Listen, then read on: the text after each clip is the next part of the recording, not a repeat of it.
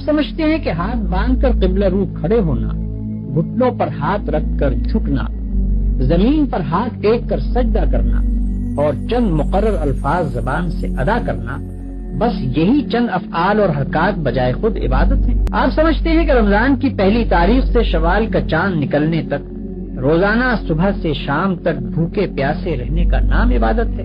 آپ سمجھتے ہیں کہ قرآن کے چند رکوع زبان سے پڑھ دینے کا نام عبادت ہے؟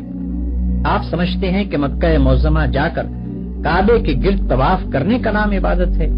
غرض آپ نے چند افعال کی ظاہری شکلوں کا نام عبادت رکھ چھوڑا ہے، اور جب کوئی شخص ان شکلوں کے ساتھ ان افعال کو ادا کر دیتا ہے تو آپ خیال کرتے ہیں کہ اس نے خدا کی عبادت کر دی اور اس کی تخلیق کا مقصد پورا ہو گیا۔